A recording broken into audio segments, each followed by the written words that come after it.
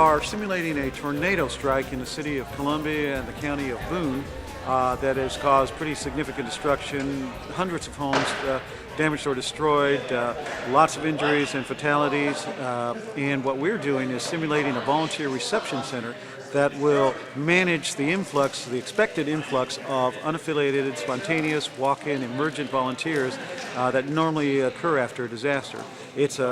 This volunteer reception center is going to be co-managed and run by the Missouri United Methodist Disaster Response Team in partnership with the AmeriCorps Emergency Response Team from St. Louis. And so we're going to simulate what happens after disaster, and we have volunteers simulating real volunteers simulating walk-in volunteers during a disaster, and people simulating agencies and so forth, and we're going to test our capability to manage this function.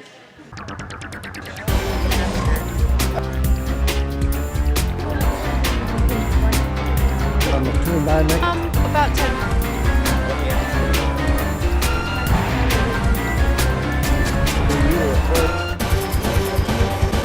The action right now, just a freeze action for a moment to give you guys a sense of where we are and give you kind of sense what happens in a situation like this, okay? All of you over here, are you all volunteers? All right, we want to move people through the system as fast as we can within reason, but when we got a lot of folks sitting here like this, that should be telling us something, all right? Now, the AmeriCorps team flagged that to me. They said, well, we got a backlog here. Where's the backlog? We got data entry going on over here on this table, okay? They've got some computers set up and they're trying to enter all the data from the application into the computer. That's time consuming. And not only that, but you probably got some glitches going on with it. Is it the system working perfectly, or is it just taking time? You're not having any real glitches, but it's just taking time. It's a big rush. It's a rush, okay. It's only 3 days. Okay, so they're backed up. What are we going to do about that? All right? The important thing is customer service here. These are folks from the community, and we have to make a good impression on the community. We want these folks to want to volunteer, want to create a good impression. So they are everything to us. So we want to accommodate them and do the best we can to make them feel like they're here for a reason, that they're needed, and that we want to do all we can to help them.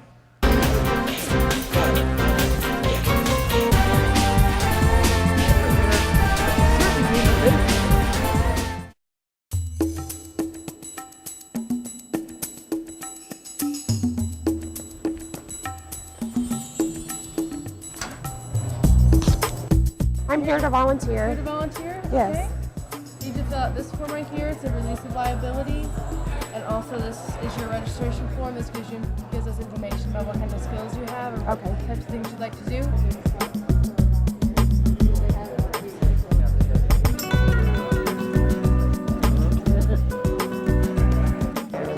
Were you affected at all in the disaster?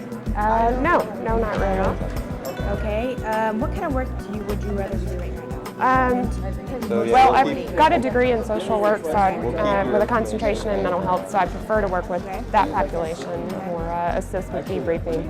Okay. But you'd be willing to do any of these things? Yes, I would. Okay. Let me just look real quick on care worker. Yeah.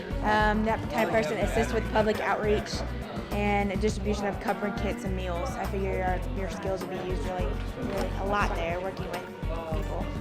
So that is where I'm going to put you. So that will be here in town then? Yes, it will be in Columbia. And you have your own vehicle, right, to get everywhere? Okay. This is your referral sheet with the contact information and phone number, and again, they should be contacting you. And this is your little arm bracelet kind of thing that will get you onto your site. Okay. Okay? And right now, all you can do, you can go over to the safety briefing. It's that round table at the end. All right, Ms. Maddox, you're going to be working at the American Red Cross. This is going to be sort of a general safety guidelines. You're not going to be working outside, so you don't have to worry about snags and stuff. You will be dealing with victims, so just make sure you handle with caution and you follow the instructions given to you by your worksite manager. Okay? I doubt you'll be injured, but if you are injured, your insurance will be provided by the county that you're working in. Okay? Do you have any questions or anything? Or? I don't think so, no. Okay. What I need you to do is go ahead and print and sign your name right there. Make sure you take breaks. It always works. Awesome. Thank you very much. Thank you very much. Thank you for volunteering. Where do I go from here? Actually, you can just report to your work site. Okay. You actually finished it. Okay. And make sure you take this because this is going to allow you to get to your work site. Okay. All right. And this is yours also. Sort of like a description. All right. Thanks again for volunteering. Practice makes perfect, and a little bit of practice goes a long way. So just by looking at things this time, from my point of view, it looked like the process was a lot smoother.